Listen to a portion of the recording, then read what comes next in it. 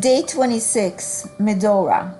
Failed businesses, conspiracy plots, duels, and assassinations. So the story goes like this. A French nobleman by the name of Marquis de Moray retires from the cavalry because it is too boring for him there during peacetime, and marries a daughter of a prominent New York banking family. Inspired by the stories of the Wild West and with money from his father-in-law, he goes out to the Badlands of North Dakota with grand plans of establishing a cattle ranching and beef packing business. And he also founds a small town of Medora, which is his wife's first name. Medora turns out to be a great horsewoman and an even better marksman, often outperforming her husband.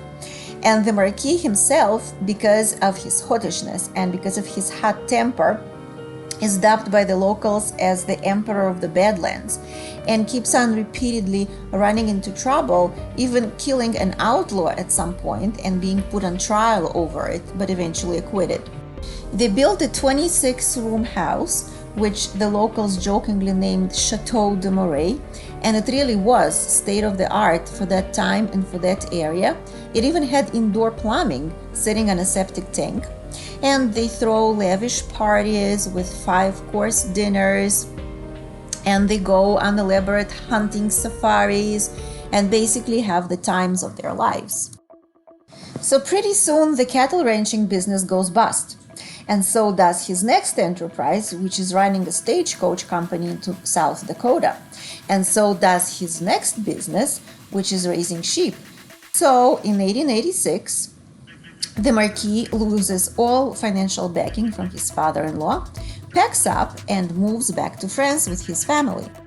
So at a first glance, it's just another story of a naive and inexperienced European who comes out to the Wild West with dreams of making a fortune, and instead he loses one and goes back to where he came from. But this is not the whole story at all. So back in France, the Marquis claims he fell victim to a Jewish plot, because the Jews control the Chicago Beef Trust, and the Chicago Beef Trust controls the railroads that price gouged him for shipping his beef. He goes into politics. He joins the French Anti-Semitic League, and he publishes very eloquent and rabidly anti-Semitic articles. It gets so bad that he's challenged to a duel by a French army captain named Armand Meyer, and he kills him on a duel.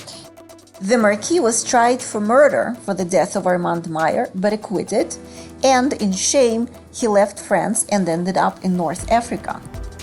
And there he goes all around trying to advance a crazy scheme of uniting North African Muslims in a holy war against the British and the Jews. 10 years after he left North Dakota, Marquis de Moray is assassinated by the Tuareg tribesmen, apparently not without some involvement from the French government. So this is the crazy story of the Emperor of the Badlands. How do you like that?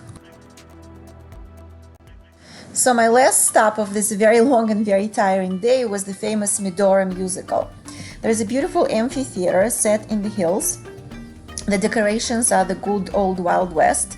And like any show around those parts, it starts with the flag and the anthem and the audience standing up and singing together. And the musical basically tells the story of the founding of the town of Medora and of the Marquis, well, up until the point when he went back to France, and of Teddy Roosevelt, the famous cowboy president, who apparently spent a lot of time around these parts and is very much beloved and respected there.